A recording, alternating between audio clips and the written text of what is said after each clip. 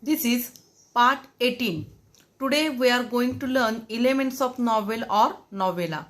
There are 6 elements essential of novel or novella. All these factors may be related to one another in the work by an author. Which are these factors? These factors are: first, theme. Theme is the central idea in the novel which can be expressed in a nutshell. It is a philosophical statement or a truth which the writer has put forth through the narration of the series of events in the story and characters acting in the particular setting. आता theme ही concept आपण समजून घेऊया. Theme म्हणजे काय? मराठीमध्ये विषय. Theme ही कादंबरीची मध्यवर्ती कल्पना असते. कादंबरी कशाविषयी आहे हे त्यात थोडक्यात सांगितले जाते. लेखक कशा प्रकारे घटनाक्रम कथन करतो आणि एखाद्या विशिष्ट परिस्थिती कथेतील पात्रे कशा प्रकारे वागतात या विषयाचे भाष्य किंवा तत्व म्हणजे थीम होय. Next point, plot. Second point is plot. Plot is essentially the story or the course of events that make up the theme. It is created by the conflict, either internal in a bracket inside the mind of the character, or external with other characters or entities. Plot may be simple, one plot, or complex, consisting interweaving or many subplots.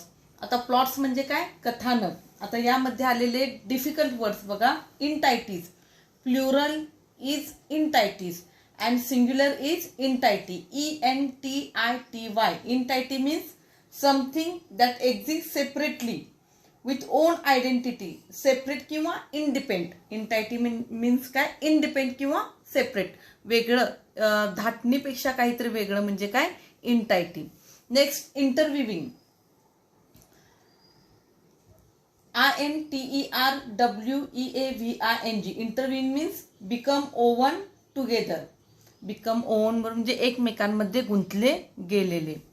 त्यानंतर subplots. SUBPLOTS. Subplots means a sub ordinate plot किंवा similar work. आता plot म्हणजे काय? मराठीमध्ये कथानक. Plot म्हणजे एखाद्या विषयावरील कथा किंवा घटनाक्रम होय.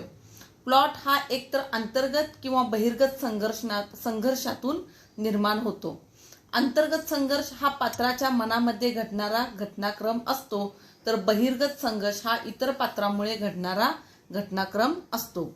प्लॉट हा एकतर साधा म्हणजे एकच कथा असणारा किंवा गुंतागुंतीचा म्हणजेच एकमेकांमध्ये गुंतलेल्या अनेक कथा असतात. अशा प्रकारे we have completed the 2 points, theme and plot. Next point, character. Character म्हणजेच काय? पात्र.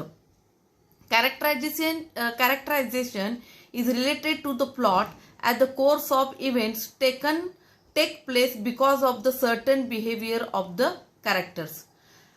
Depiction of character can be ranged from thumbnail sketch to deep, wordly, highly detailed verbal sketch. The important character may have been described in its every aspect by the writer. The minor characters are not given much importance. The reader follows the actions of one main character throughout the novel. This character is referred to as the protagonist, main character in the conflict with a character or an entity or a force, internal or external, which is known as antagonist. In this paragraph, there are some new words. I am going to explain you the meaning of these new words. First new word is thumbnail. THUMBNAIL. Thumbnail means a very small description, representation. Means थोडक्यात explain केलेलं. Next, protagonist. PROTOGONIST. Protagonist means the main character in a play. Protagonist means the main character in a play. Next, antagonist. ANTAGONIST. Antagonist, a person who is strongly against. These are the new words in the paragraph. These are thumbnail. Thumbnail means a very small description. Another protagonist and another is अँटागॉनिस्ट. पात्रवर्णन, पात्रचित्रण हे पायाच्या अंगठ्याच्या नखापासून खूप खोलवर तुफानी अत्यंत तपशीलवार केलेले शाब्दिक चित्रण असते. लेखकाकडून अत्यंत महत्त्वाच्या पात्रांच्या अनेक पैलूंचे वर्णन करण्याची शक्यता असते, परंतु दुय्यम पात्रांना फारसे महत्त्व दिले जात नाही. संपूर्ण कादंबरीमध्ये मुख्य पात्राच्या जीवनातील घडामोडीकडे वाचक जात असतो. त्या पात्राला प्रोटोगॉनिस्ट म्हटले जाते. मुख्य पात्राचा एखाद्या इतर पात्राशी, इतर कथावस्तूशी किंवा अंतर्गत किंवा बाह्य शक्तीशी संघर्ष होतो, त्यांना काय म्हटले जाते?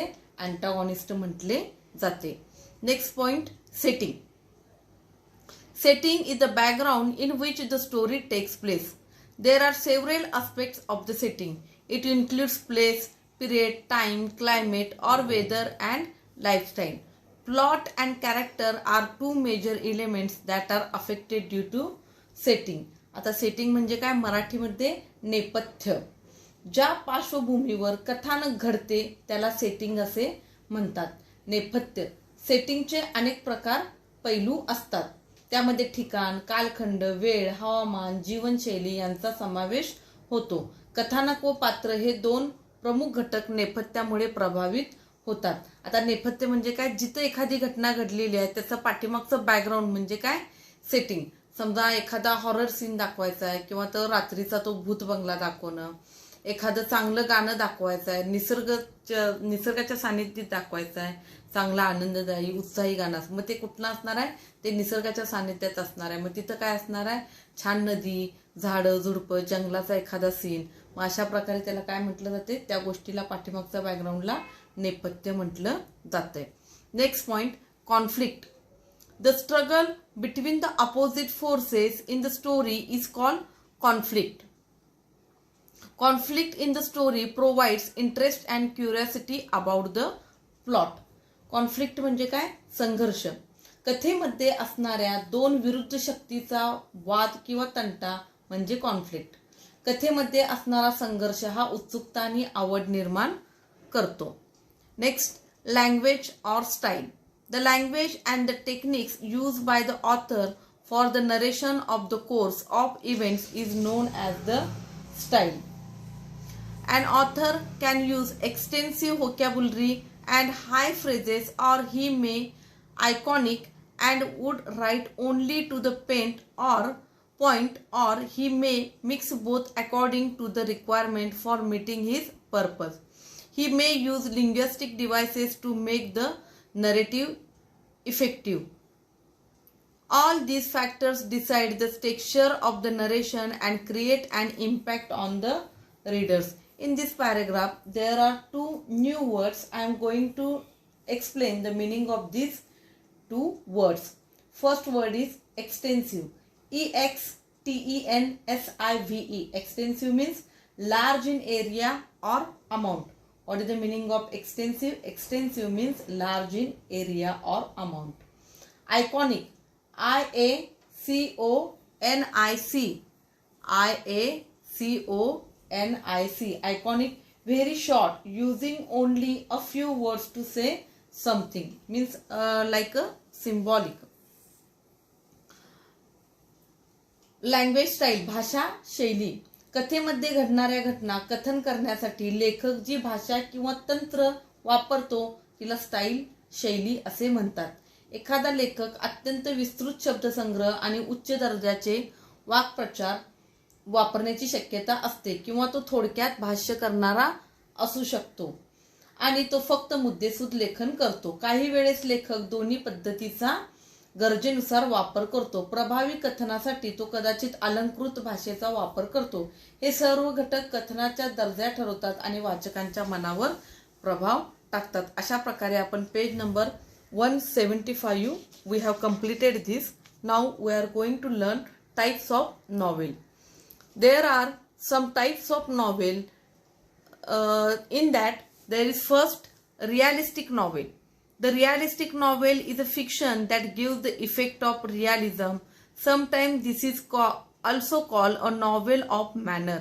It can be characterized by its complex characters with mixed motives that are rooted in the social class. The characters in the realistic novel interact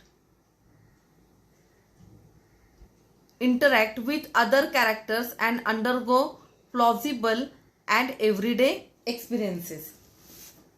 Now we are going to learn page number 176. In this we have read the realistic novel. In this paragraph there is a new word, plausible. P-L-A-U-S-I-B-L-E. Plausible means that you can believe. That you can believe म्हणजे काय, मराठीमध्ये त्याला काय म्हटलं जाते, तर्कसंगत. मग types of novel मध्ये आता कादंबरीचे प्रकार, त्यातला पहिला कुठला आहे तर रिअलिस्टिक नॉवेल हा कादंबरीचा प्रकार आहे. या कादंबरी प्रकारात वास्तववादाचा प्रभाव असतो. काही वेळेस या प्रकारच्या कादंबऱ्यांना नॉवेल ऑफ मॅनर्स असेही म्हटले जाते. सामाजिक वर्गातील जटिल पात्रे आणि त्याचे विविध हेतू याचे पात्र चित्रण केलेले असते. या प्रकारच्या कादंबऱ्यामध्ये असणाऱ्या पात्रांचा एकमेकांशी परस्पर संबंध येतो व ही पात्रे सुखद आणि दैनंदिन जीवनाच्या घडामोडीचा भाग असतात. Next, picaresque novel. The word picaresque is originated from the Spanish word picaro, which means a rough. A picaresque novel narrates adventures of the protagonist, who is eccentric or disreputable person, in an episodic form. In this paragraph, there are some new words. I am going to explain you. First word, eccentric. E-double-C-E-N-T-R-I-C. Eccentric means unusual. Unusual म्हणजे काय, जसं behaviour बाबा common नाहीये, normal नाहीये, त्याला आपण एखाद्या सनकी पण म्हणू शकतो. अचानक त्याचा मूड स्विंग होणं म्हणजे काय झालं, इसेंट्रिक झालं. Disreputable. Disreputable means dishonest.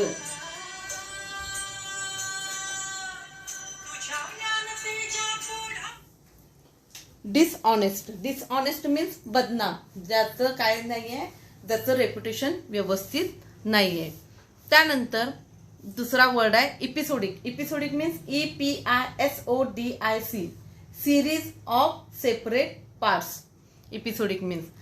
Now I am going to explain you in Marathi about the picaresque novel. Picaresque हा शब्द पिकॅरो या स्पॅनिश शब्दापासून बनला आहे. त्याचा अर्थ बदमाश, गुंड प्रवृत्तीचा असा होतो.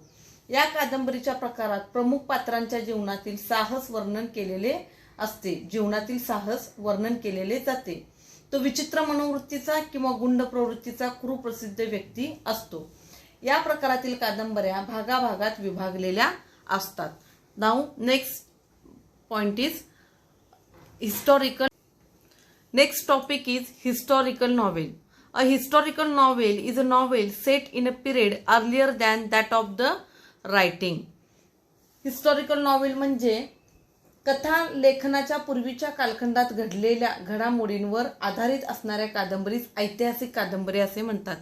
जसं छत्रपती शिवाजी महाराजांविषयी जे काय लिहिलं असेल तर ही कुठल्या ऐतिहासिक घटना आहेत, खूप आधीच्या आता सध्याच्या वर्तमानापेक्षा आधीच्या कालखंडात घडलेल्या घटना आहेत. अशा प्रकारच्या नॉवेलला काय म्हणू शकतात, हिस्टॉरिकल नॉवेल म्हणू शकतो. Epistolary novel. The word epistolary derives from the Latin word epistola, which means a letter. The epistolary novel is that in which the writer presents the narrative through a series of correspondence or other documents. Although letters are the most common basis of the epistolary novel, diary entries are also a popular form in this type. There is a new word, epistolary. EPISTOLARY. A novel written as series of documents. म्हणजे डॉक्युमेंटच्या आधारे जे काय लिहिलं आहे किंवा डायरीच्या आधारे वगैरे लिहिलेलं असेल त्याला काय म्हणायचं, एपिस्टोलरी नॉवेल. मग जे एखादं अशी घटना, एखादं असं नॉवेल असते ज्याचं काय बेस काय आहे की डायरी एंट्रीज आहेत किंवा डॉक्युमेंटरी. मूवीज पण असतात बघा ज्या डॉक्युमेंटरी मूवीज म्हणून प्रसिद्ध आहेत, ज्या घटनाक्रमावर किंवा फक्त डायरी एंट्रीजवर ज्या लिहिलेल्या असतात त्याला म्हणायचं epistolary novel. Next, Gothic novel. The novels that include terror, mystery, horror, thriller, supernatural, doom, death or decay or haunted buildings are called the Gothic novels. In this paragraph, there are new words, two new words. One is doom, D-O-O-M, doom, a terrible event in the future which cannot be avoided. म्हणजे काय, विनाश, जो भविष्यात होणारा विनाश किंवा नैसर्गिक संकट, अशाला काय म्हणतात, डूम. डिके, DECAY, डिके, बी स्लोली डिस्ट्रॉइड, म्हणजे काय, हळूहळू त्याचा नाश पावणं, त्याला म्हटलं जाते की डिके, त्याचा नाश होणं. गोथिक नॉवेल, ज्या कादंबरीमध्ये दहशत, रहस्य, भय, चित्तवेधकता, अद्भुतता, विनाश, मूल्य, नाश किंवा भूताने झपाटलेल्या वास्तू असे विषय असतात, त्यांना गोथिक नॉवेल म्हटलं जाते. Next, autobiographical novel.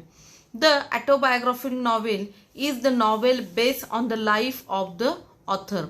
However, the author changes the places and names of the characters or even may change or avoid certain details of his life. It may or may not be in the first person narration. Autography म्हणजेच काय की बाबा आत्मचरित्र. लेखकाच्या जीवनातील घडामोडीवर आधारित असणाऱ्या कथानकास ऑटोबायोग्राफीचाच अर्थ काय आहे, आत्मचरित्र. आता आत्मचरित्र म्हणजे काय, स्वतःविषयी लिहिलेलं म्हणजे आत्मचरित्र. लेखकाच्या जीवनातील घडामोडीवर आधारित असणाऱ्या कथानकास ऑटोबायोग्राफिकल नॉवेल असे म्हटले जाते. तथापि लेखक कथेचे ठिकाण, पात्रांची नावे बदलतो किंवा त्याच्या जीवनातील काही घटना बदलू किंवा टाळू शकतो. या प्रकारातील कादंबऱ्या प्रत्यक्ष लेखकाने केलेले कथन असू शकते किंवा नसूही शकते, किंवा त्यात काय केलेलं असते, त्याच्या आधारित म्हणजे पाया त्याच्या आयुष्यातल्या घडलेल्या घटना, पण त्यात काहीतरी कमी आणि चढ असं भर घालून त्या कथा मांडल्या जाऊ शकतात. पण बेसिकली हे कशाबद्दल असते, आत्मचरित्राबद्दलच असते. Next topic, allegorical novel. The allegory is a story that bears more than one level of meaning. The surface meaning of such novel is different from the symbolic meaning of it. The symbolic meaning and allegory may be political, religious, historical, or philosophical. In this paragraph, there is only one new word. The meaning of new word is allegory, ALLEGORY, ALLEGORY, allegory, a story or play use of symbol. म्हणजे symbolic story, म्हणजे जिथं शब्दांचा वापर हा कमी केलेला असतोय, एखादं चित्रीकरण, रेखाटन केलेलं असते, मग त्याला काय म्हटलं जाते, सिम्बॉलिझम वापरलेलं असतं, त्याला म्हणायचं symbolic story. A symbolism, a story or play use of symbol means what, allegory. या प्रकारात येणारी कादंबरी ही अशी कथा असते ज्यामध्ये कथेतून एकापेक्षा अधिक प्रकारचे अर्थ निघू शकतात. ज्या कथानकामध्ये वरवर दिसणारा अर्थ वेगळा व प्रतिकात्मक म्हणजे अंतर्गत अर्थ वेगळा असतो. या रूपक कथेचा अंतर्गत अर्थ राजकीय, धार्मिक, ऐतिहासिक किंवा तत्वज्ञान इत्यादी विषयावर असू शकतो. अशा प्रकारे आपण या व्हिडिओमध्ये कुठले कुठले टाइप्स ऑफ नॉवेल कंप्लीट केलेले आहेत. We have completed realistic novel, picaresque novel, historical novel, epistolary novel, gothic novel, autobiographical novel, allegorical novel. Like this we can stop here. Okay.